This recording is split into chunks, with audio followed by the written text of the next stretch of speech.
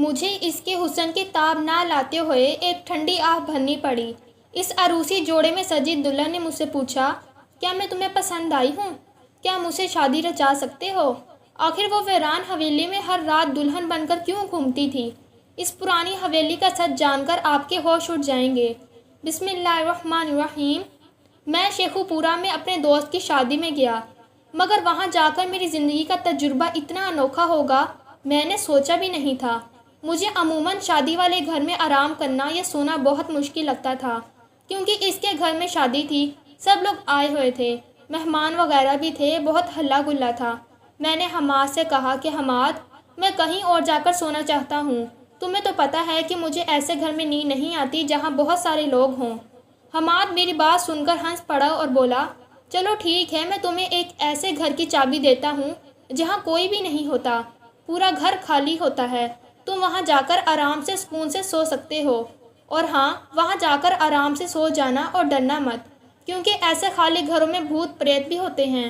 حماد کی بات سن کر میں ہنس پڑا تھا، بھلا مجھے کیا ضرورت ہے کسی بھوت پریت سے ڈرنے کی؟ دل میں سوچ کر میں وہاں سے نکل گیا۔ ایک لڑکا میرے ساتھ اس گھر تک پہنچانے میں مجھے آیا تھا۔ میں نے دیکھا یہ 2 منزلہ گھر تھا، بڑا خوبصورت تھا، چابیاں اس کی میرے پاس تھیں۔ گھر کو دیکھ کر لگتا تھا کہ واقعی یہاں کوئی رہتا نہیں ہے۔ ایک لمحے کے لیے مجھے بھی خوف محسوس ہوا تھا، کیونکہ یہ ویران سا تھا اور ایسا لگتا تھا کہ یہاں پر رہ کر مجھے ڈر لگے گا۔ خیر، اب میں نے حماد سے چابی لے لی تھی، سکون تھا تو مجھے یہیں سونا تھا۔ یہ رات کے تقریباً 12 بجے کا وقت تھا۔ میرے ساتھ آنے والا لڑکا زبیر واپس جانا چاہتا تھا۔ میں نے اسے کہا کہ تم بھی میرے ساتھ رک جاؤ، تم میرے ساتھ یہاں رکو گے تو مجھے تسلی رہے گی۔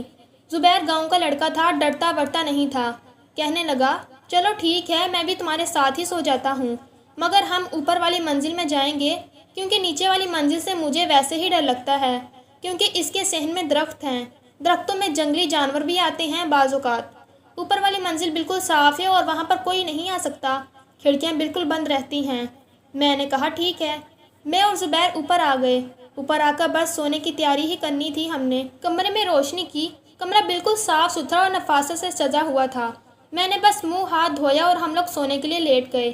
زبیر تو گاؤں کا لڑکا تھا، اسے تھک ہار کر جلدی ہی نیند آ جاتی تھی، وہ سو گیا تھا اور میں کروٹیں بدلنے لگا۔ یہاں سکون میں تو مجھے بالکل بھی نیند نہیں آ رہی تھی۔ ابھی میں کروٹیں ہی بدل رہا تھا کہ مجھے کسی کے قدموں کی آواز آئی۔ یہ کسی عورت کے قدم تھے۔ میرے تو کان کھڑے ہو گئے۔ سوچنے لگا، کیا واقعی یہاں بھوت پریت ہوتے ہیں؟ میرے ذہن میں مختلف باتیں آنے لگیں۔ تبھی ان قدموں کی آواز قریب تر ہوتی جا رہی تھی۔ سچ پوچھیں تو مجھے دل میں ایک خوف سا بھی محسوس ہوا۔ میں نے جلدی سے اٹھ کر کمرے میں روشنی کر دی۔ کمرہ روشنی میں نہا گیا تھا، اندھیرا دور ہو گیا تھا۔ میں اسی طرح دروازے کے پاس بیٹھ گیا۔ قدموں کی آواز مسلسل ہمارے قریب آتی جا رہی تھی۔ تبھی کمرے کا دروازہ کھلا۔ دروازہ کھلنے کے ساتھ ایک دلہن نما لڑکی میرے سامنے نمودار ہوئی۔ اس نے پورا دلہن والا حلیہ بنا رکھا تھا، جیسے عروسی لباس پہنا تھا، زیور بھی تھے، باقی سارے لوازمات بھی پورے تھے۔ ایک لمحے کے لیے جب اس کی نظریں مجھ سے ٹکرائیں تو وہ مجھے پھٹی پھٹی نظروں سے دیکھنے لگی۔ تم کون ہو؟ یہاں کیا کر رہے ہو؟ اس نے مدھری سی آواز میں مجھ سے بات کی تو میں کہیں کھو سا گیا تھا۔ مجھے ڈر لگنے لگا کہ یہ دلہن یہاں کیسے آ سکتی ہے؟ شادی تو میرے دوست کی ہوئی ہے، یہ لڑکی، یہ تو کسی اور کی دلہن لگ رہی ہے۔ یہ کم سے کم ہے تو یہ بھی دلہن ہی، کیونکہ اس نے میک اپ بھی کر رکھا تھا، آنکھوں میں کاجل، ہونٹوں پر لپسٹک اور زیور سے لدی بھدی تھی۔ زبیر سو رہا تھا، میں اسے جگانا چاہتا تھا، مگر اس لڑکی نے فوراً سے دروازہ میرے منہ پر بند کیا اور وہاں سے چلی گئی تھی۔ میں یہ سوچتا رہ گیا کہ وہ کون تھی۔ میں نے اس کے پاؤں کی طرف بھی دیکھا تھا، اس کے پاؤں سیدھے تھے۔ یہ بات جب زبیر جاگا تو میں نے اس کو بھی بتا دی، کیونکہ زبیر مجھ سے پوچھ رہا تھا کہ وہ کوئی چڑیل ہوگی جسے تم نے دیکھا، یہ تمہارا وہم۔ میں نے کہا، وہم تو نہیں تھا، کیونکہ تمہارے سامنے وہ دروازہ بند کر کے گئی، دروازے کی آواز بھی تمہیں آئی ہوگی۔ میں نے اس کے پاؤں خود دیکھے تھے، اس کے پاؤں بڑے خوبصورت اور لمبے تھے، وہ ننگے پاؤں اسٹوری میں گھوم رہی تھی، اس کے پاؤں خوبصورت اور سفید رنگ کے تھے۔ تو تمہیں کیا لگتا ہے کہ میں جھوٹ بول رہا ہوں؟ میں نے زبیر سے کہا تھا۔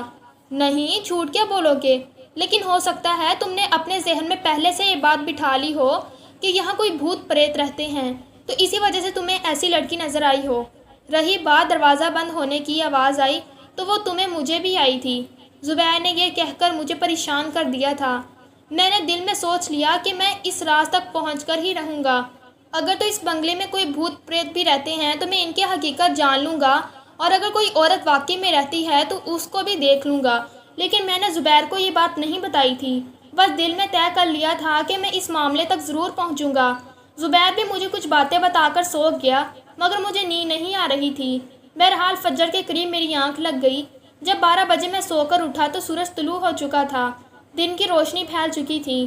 شادی کی تیاریاں یعنی کہ ولیمے کی تیاریاں چل رہی تھیں۔ کل رات کو ہونے والا فنکشن بارات کا تھا، آج میرے دوست کا ولیمہ تھا۔ میرے یہاں آخری 2 یا 3 دن تھے جو مجھے یہاں گزارنے تھے۔ میں نے سوچ لیا کہ میں کسی نہ کسی سے اس لڑکی کے بارے میں ضرور پوچھوں گا کہ وہ کون تھی، کیسے آئی۔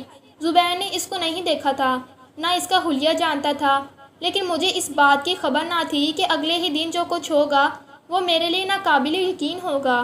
میں اپنے دوست کے ولیمے میں مصروف تھا جب مجھے لگا کہ میں کسی کی نگاہوں کے حصار میں ہوں۔ بار بار کوئی مجھے دیکھ رہا تھا۔ ایک عورت تھی جس کی نظریں مجھے چبھتی ہوئی محسوس ہو رہی تھیں، مگر جب میں اس کی طرف دیکھتا تو مجھے کچھ نظر نہیں آتا تھا۔ میں نے بہت کوشش کی مگر ایسا نہیں ہو سکا کہ میں اسے اپنی نگاہوں سے دیکھ سکوں۔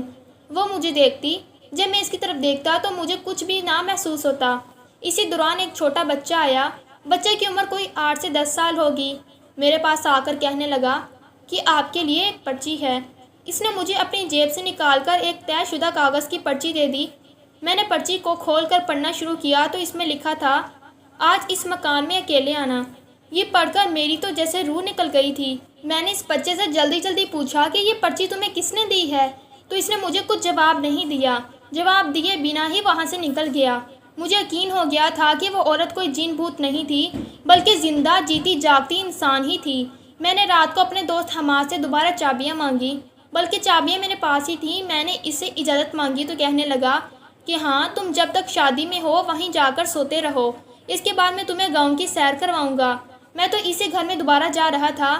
جب زبیر میرے ساتھ ہوا تو میں نے اس سے کہا کہ آج میں اکیلا ہی وہاں رہنا چاہتا ہوں۔ دراصل میں جاننا چاہتا ہوں کہ اس مکان میں اور کون کون رہتا ہے، یعنی جن بھوت دیکھنا چاہتا ہوں۔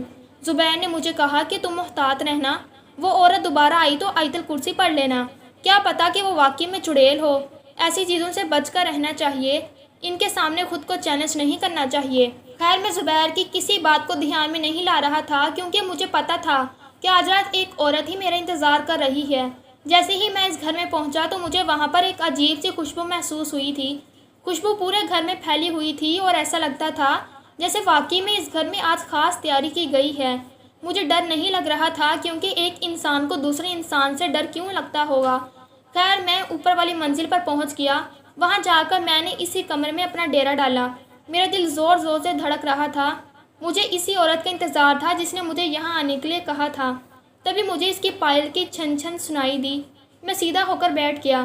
تھوڑی ہی دیر کے بعد کمرے کا دروازہ کھلا اور وہ ہوش ربا کر دینے والی خوبصورتی کے ساتھ میرے سامنے کھڑی تھی۔ میں نے اسے دیکھ کر ایک ٹھنڈی آہ بھری۔ اسے سامنے بیٹھ جانے کو کہا۔ وہ میرے سامنے بیٹھ گئی۔ اس نے مجھے سلام کیا۔ آپ کون ہیں؟ میں نے سب سے پہلے سوال کیا تو بولی، اس بات سے تو کوئی فرق نہیں پڑتا، لیکن تم بتاؤ کہ تم نے مجھے کیا سمجھا؟ کیا تمہیں لگا کہ میں کوئی جن زادی ہوں؟ ہاں، مجھے تو ایسا ہی لگا تھا۔ ایسا بالکل بھی نہیں ہے، بس میں کسی کی محبت کی متلاشی ہوں، اور کیونکہ تم یہاں آئے ہو، تم نے مجھے دیکھا ہے، تو تم سے ایک ہی درخواست کرنی تھی کہ اگر یہاں اور کوئی آدمی آئے یا آنا چاہے، کسی کا ارادہ ہو، تم اسے منع کر دینا، اور ہاں، اس گھر کے بارے میں عجیب عجیب کہانیاں پھیلا دینا، اور صبح ڈرے ہوئے تاثرات لے کر سب کو بتانا کہ تمہارے ساتھ بہت برا ہوا۔ ان 2-3 خوفناک کہانیاں سنا دینا، بتا دینا کہ یہاں پر موجود جن زادی نے تمہیں پٹا کر پھینکا اور تمہارے دل گردے سہم کر رہ گئے تھے۔ اس نے ہنستے ہوئے مجھے بتایا۔ لیکن میں ایسا کیوں کہوں گا؟ میری بات سن کر اسے غصہ آ گیا۔ کیوں نہیں کہو گے؟ یہ میرا حکم ہے، تمہیں ماننا ہی پڑے گا۔ تم آج تو یہاں پر رہ رہے ہو، اگر تم آئندہ کسی کو یہاں آنے سے روک دو گے تو تمہارا کیا جائے گا؟ اس نے میری طرف ناراض سی نگاہوں کے ساتھ دیکھا تھا۔ اچھا چلو، میں ایسا ہی کروں گا، مگر اس کے پیچھے مجھے وجہ بھی بتا دو۔ دیکھو، میں تو ایسی آزاد عورت ہوں کہ چاہے میں کوئی گناہ کر لوں یا تم کسی کو یہ بتا دو کہ تم مجھ سے ملے ہو، یعنی تم ناہید بیگم سے ملے ہو، تو کوئی تمہاری بات پر یقین نہیں کرے گا۔ مجھے تو یہاں کے لوگ بدکاری کے الزام میں بھی معاف کر دیں گے، مگر تمہارا کیا ہوگا؟ تم تو اس گاؤں میں نئے آنے والے لڑکے ہو، تم پر اگر کوئی الزام لگ گیا تو تمہارا یہاں سے باہر جانا مشکل ہوگا۔ کیوں؟ ایسا کیوں ہے؟ گاؤں کے لوگ تو بہت سخت ہوتے ہیں، وہ عورت پر کڑی نظر رکھتے ہیں، ایسا کیسے ہو سکتا ہے کہ وہ تمہاری کوئی بھی سزا معاف کر دیں؟ سزا معاف کریں گے نا؟ مجھ پر تو کوئی سزا نہیں ہے، میں چاہے جو مرضی کروں، ایسا نہیں 4 لڑکوں کے ساتھ دوستی کروں، باتیں کروں، میرا نہ ہی کوئی کچھ بگاڑ سکتا ہے، نہ میری عزت میں کمی آ سکتی ہے۔ پھر تم مجھے پوری بات بتا دو، تم کون ہو؟ کیا کرتی ہو؟ نام کیا ہے تمہارا؟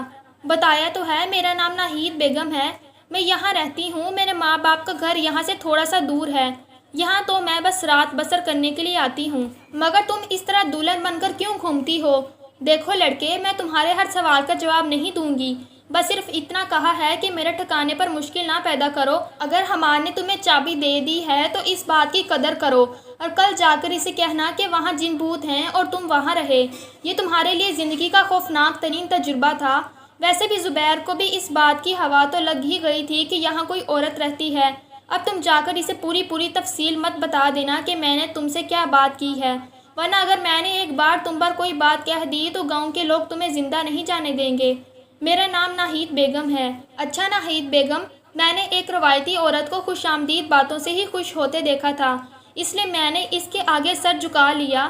ٹھیک ہے نا ناہید بیگم، میں آپ کے بارے میں کسی کو نہیں بتاؤں گا، آپ پریشان مت ہوئے۔ ویسے بھی اگر کسی کو پتہ چل گیا کہ یہاں ایک خوبصورت پری رہتی ہے تو پتہ نہیں گاؤں کے کتنے لوگ یہاں ڈیرا جما لیں گے، تو پھر میں کیوں کسی کو بتانے لگا؟ ویسے بھی میں نہیں چاہتا تھا کہ آپ کو میرے علاوہ کوئی اور دیکھے۔ میری بات سننا تھی کہ اس کے گال حیا سے دھڑکنے لگے۔ اچھا، تم کل بھی آؤ گے؟ اس نے مجھ سے یوں ہی پوچھ لیا تو میں نے سر ہلایا۔ ہاں ضرور آؤں گا، اب کون کافر یہاں نہیں آنا چاہے گا؟ میری بات سن کر وہ خوش ہوئی اور شرماتی ہوئی وہاں سے چلی گئی تھی۔ میں سمجھ گیا تھا کہ یہ وہ لڑکی یہاں پر اکیلی نہیں آتی، بلکہ رات کے وقت کچھ پل بتانے آتی ہے، مگر دلہن کے لباس میں کچھ پل بتانے ایک ویران گھر میں کیوں آئے گی؟ بس یہی بات جاننے کے لیے مجھے اگلے دن بھی جانا تھا، اور میں نے ایسا ہی کیا۔ اگلے دن حماد کے یہاں کوئی فنکشن تو نہیں تھا، مگر میں نے اسے کہا کہ مجھے وہاں سونے کی عادت ہو گئی ہے، 2-3 دن گاؤں میں رہوں گا پھر چلا جاؤں گا۔ حماد نے کہا کہ تم جتنے دن چاہو رہ سکتے ہو، اور جتنے دن چاہو اس گھر میں بھی رہو، تو مجھے کوئی اعتراض نہیں۔ مجھے تو خوشی ہے، میرے ماں باپ بھی تم سے محبت کرتے ہیں۔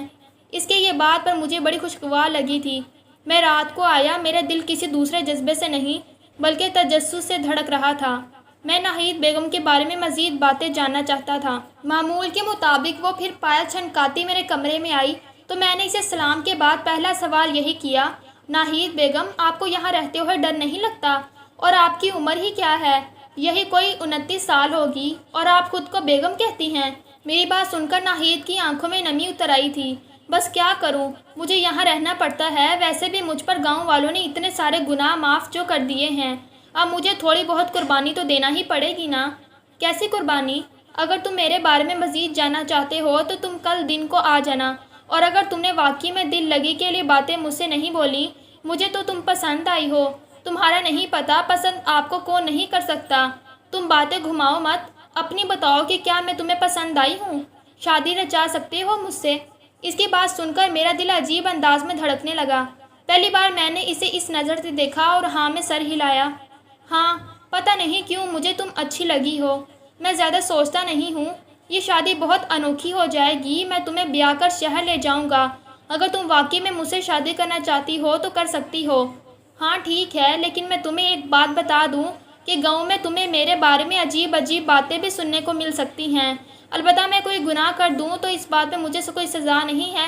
میں جتنی بار بھی کسی لڑکے سے بات کروں یا پھر کسی کو اپنے گھر بھی لے آؤں، کسی کے ساتھ رہنا بھی شروع کر دوں تو گاؤں والے مجھ پر برا نہیں سمجھتے، لیکن انہی سب باتوں کی وجہ سے ہو سکتا ہے تمہارا دل بھی کھٹا ہو جائے، مگر تمہیں مجھ پر یقین کرنا ہوگا۔ اور ہاں، میری حقیقت جاننی ہے تو کل دن کے وقت آ جانا، پھر میں کل رات کو تمہیں ملوں گی اور اپنی ساری حقیقت تفصیل میں بتاؤں گی، ابھی بتانے کا فائدہ نہیں ہے۔ ناہید بیگم، میں آپ کو کہاں مل سکتا ہوں؟ میں نے آس کے ساتھ اس سے پوچھا۔ تب ناہید نے مجھے حویلی کا پتہ دیا، بولی کہ چودھری صاحب کی حویلی میں محفل لگتی ہے، وہاں آ جانا۔ کیا آپ عورتوں کی محفل میں بیٹھتی ہیں؟ ہاں، محفل تو عورتوں کی ہی ہوتی ہے، مگر کبھی کبھی مرد بھی مجھ سے بیعت ہونے آتے ہیں، بس تم وہاں آ کر کھڑے ہو جانا، آگے میں کسی لڑکی سے کہہ دوں گی کہ تمہیں اندر زنان خانے تک لے آئے گی۔ میں اس کی بات سن کر خاموش ہو گیا تھا۔ یعنی کل کا دن بھی مجھے گاؤں میں ہی گزارنا تھا۔ میں تو اس سے شادی کرنے کا ارادہ رکھتا ہی نہیں تھا، مگر بس اس کی حقیقت جاننا چاہتا تھا۔ ظاہر ہے میں 29 سالہ لڑکی سے شادی کیسے رچا سکتا تھا، مگر کل کا دن میرے لیے مزید حیرت لے آیا۔ کل جیسے ہی میں اٹھا تو میرے دل میں پہلا خیال چودھری صاحب کی حویلی کا آیا۔ میں اٹھ کر زبیر کے پاس پہنچا۔ میں نے اسے کہا کہ مجھے حویلی لے چلو۔ اوئے تجھے کیسے پتہ ناہید بیگم کا؟ ان کے پاس جا رہا ہے نا؟ زبیر کی بات سن کر میں حیران ہو گیا۔ مگر تمہیں کیسے پتا کہ میں وہاں ناہید بیگم کے لیے جا رہا ہوں؟ ارے تو اور کیوں کوئی جائے گا وہاں پر؟ اکثر لوگ بس ناہید بیگم کے لیے ہی تو وہاں جاتے ہیں۔ لیکن تمہیں ایک بات کا خیال رکھنا ہوگا، ناہید بیگم کے بارے میں کوئی بھی غلط بات نہیں کرنا۔ اگر تم یہ بھی کہہ دو گے نا کہ تم ان کے ساتھ رہے ہو، کچھ عرصہ ان کے ساتھ وقت گزار کر آئے ہو، تو کوئی تم پر یقین نہیں کرے گا، اور نہ ہی لوگ ناہید بیگم کو ایسے سمجھتے ہیں۔ اگر سمجھ بھی لیں، ان کو یقین ہو جائے کہ کسی نے ناہید بیگم کے ساتھ وقت گزارا ہے تو وہ سزا اسے دیں گے، ناہید بیگم کو نہیں۔ کیا مطلب ہے تمہارا؟ کیا ناہید بیگم یہاں پر اتنی مشہور ہیں؟ مشہور ہونے کے ساتھ ساتھ لوگ ان کی عزت بھی کرتے ہیں۔ انہیں دیکھنے کا شرف بھی کسی کسی کو ہی نصیب ہوتا ہے۔ جسے خود وہ اپنے پاس بلا لیں وہ چلا جاتا ہے، ورنہ تو گاؤں کا کوئی آدمی انہیں ان کی مرضی کے بغیر نہیں دے سکتا۔ وہ صرف عورتوں میں ہی بیٹھتی ہیں۔ میں زبیر کی بات سن کر اپنی خوش قسمتی پر رشک کرنے لگا۔ اچھا ٹھیک ہے۔ اس دن میں چودھری صاحب کی حویلی میں پہنچا تو میں نے دیکھا عورتوں کا ایک جھمکڑا تھا جو حویلی کے باہر بنے باغ میں بیٹھا ہوا تھا۔ سب عورتیں باتیں کر رہی تھیں۔ مجھے دیکھ کر ایک لڑکی آگے آئی، کہنے لگی کہ آپ اس طرف آ جائیں۔ وہ مجھے اندرونی راستوں سے گزارتی ہوئی ایک زنان خانے میں لے کر چلی گئی۔ وہاں پر ایک جالی سی بنی ہوئی تھی۔ اس نے مجھ سے کہا کہ ناہید بیگم یہاں آ کر بیٹھیں گی۔ جالی کے پار سے منظر صاف نظر آ رہا تھا، یعنی کہ میں ابھی ناہید بیگم کو بغیر میک اپ کے دیکھ سکتا تھا۔ تھوڑی ہی دیر کے بعد وہ جلوہ افروز ہوئیں تو میں دیکھتا ہی رہ گیا۔ میک اپ میں تو میں اسے اپنی بڑی عمر کا جانا تھا، لیکن وہ تو 24-25 سال سے زیادہ نہیں لگ رہی تھیں۔ چہرے پر معصومیت بھی تھی اور ایک آنکھوں میں جلالی پن بھی، جسے دیکھ کر میں حیران ہوئے بغیر نہ رہ سکا۔ وہ تو اتنی خوبصورت اور کم عمر تھی، پھر رات کو دلہن بن کر وہاں پھرنے کا کیا مقصد تھا؟ میں نے اسے کوئی بات نہیں کرنا تھی، میں تو بس اسے دور سے دیکھے جا رہا تھا۔ اب میرا دل اس پر مائل ہو رہا تھا۔ پہلے تو میں نے اسے ایک 29 سالہ عورت کے روپ میں دیکھا تھا، آج میں اسے ایک چھوٹی معصوم ننھی منی لڑکی کے روپ میں دیکھ رہا تھا۔ مجھے یوں لگا جیسے اس کے چہرے پر بے پناہ معصومیت تھی۔ میں نے کسی سے نہیں پوچھا کہ ناہید بیگم کیا کرتی ہیں، کہاں رہتی ہیں، بس میں چپکے سے واپس آ گیا۔ مجھے رات ہونے کا انتظار تھا تاکہ میں اسے پوچھ سکوں کہ تم یہاں اس طرح دلہن کا لباس پہن کر کیوں راتوں کو اکیلی پھرتی ہو؟ پیچھے کوئی نہ کوئی کہانی تو ہوگی ہی، مگر ایسا نہیں ہوا۔ وہ رات کے وقت نہیں آئی۔ 12 بجے کے وقت میں انتظار کرتا رہا۔ میرے دل میں ایک عجیب سی امید تھی جو دم توڑنے لگی تھی، مگر صبح کے 4 بجے وہ بڑی ہڑبڑائی ہوئی آئی تھی۔ اس نے آج عروسی جوڑا نہیں پہن رکھا تھا، بلکہ عام گھر کے کپڑوں میں آئی تھی۔ مجھے آ کر کہنے لگی، چلو مجھے شہر لے چلو، میں تمہارے ساتھ جاؤں گی۔ میں اس کے یوں اچانک آنے پر گھبرا گیا تھا۔ ویسے مجھے اس کی خوبصورتی اور اس کی باقی باتوں پر تو کوئی اعتراض نہیں تھا۔ وہ خاندانی تھی، کیونکہ یہاں گاؤں میں رہنے والے لوگ اعلیٰ ہی خاندان کے تھے۔ جو کمین ہوتے ہیں وہ گاؤں کے دوسری طرف رہتے ہیں۔ ان کا علاقہ، ان کا اٹھنا بیٹھنا ان لوگوں میں نہیں ہوتا، کیونکہ مجھے اپنی بیوی میں بس 2 ہی چیزیں چاہیے تھیں، ایک اس کی خوبصورتی، دوسرا اس کا خاندانی پن۔ یہ تو دونوں ناہید میں موجود تھیں۔ کوئی چیز مجھے روک نہیں رہی تھی کہ میں اس کو یہاں سے لے کر جا سکوں۔ میں نے اپنے آپ کو بھی سمیٹا اور اسے کہا کہ تم جا کر میری گاڑی میں بیٹھ جاؤ۔ میری گاڑی میں میرے دوست کے گھر کے باہر ہی کھڑی تھی۔ مجھے نہیں پتا کہ میں ٹھیک بھی کہہ رہا تھا یا نہیں، مگر وہ کیونکہ بہت مظلوم تھی، اس کی آنکھوں میں جو آنسو ہوتے وہ مجھے کہیں اور لے جاتے تھے۔ اس نے مجھ سے کہا کہ وہ مجھ سے شادی کرنا چاہتی ہے، کیونکہ گاؤں میں وہ جتنی مرضی برائیاں کر لے اسے کچھ نہیں کہے گا، لیکن شادی کرنا مشکل ہے۔ خیر میں نے اسے اپنی گاڑی میں بٹھایا۔ حماد کو خدا حافظ بھی نہیں کہا، کیونکہ ہو سکتا تھا حماد بھی اس لڑکی کو میرے ساتھ جانے سے روک دیتا اور میں سیدھا شہر چلا آیا۔ آدھے راستے میں تھا کہ حماد نے مجھے فون پر گالیاں بکنا شروع کر دیں۔ بولا کہ تم کتنے کم ظرف ہو، میں نے تمہیں یہاں اپنے گھر میں خاندان کی طرح ٹھہرایا، مگر تم شہری لوگوں کی طرح میرے ساتھ فراڈ کر کے چلے گئے ہو۔ تم ناہید بیگم کو یہاں سے لے گئے، گاؤں کے لوگ تمہیں چھوڑیں گے نہیں۔ وجہ پوچھی تو مجھے مزید گالیاں دینے لگا۔ ناہید نے کہا کہ تم مجھ سے کوئی بات نہیں کرو، یہ لوگ ایسے ہیں کہ اگر میں پوری زندگی بھی گناہوں کی دلدل میں گری رہتی تو مجھے کچھ نہ کہتے۔ क्योंकि इन लोगों ने कभी मेरी ज़िंदगी में झांक कर देखा ही नहीं।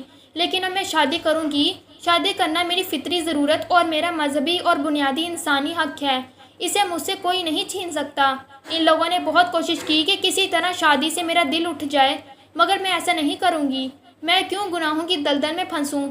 इन लोगों ने मुझे इजाज़त दे रखी थी कि तुमने जिस भी लड़के से चाहो दोस्ती कर लो, किसी के साथ वक्त बताना है तो बता लो, मगर शादी करने के बारे में मत सोचना।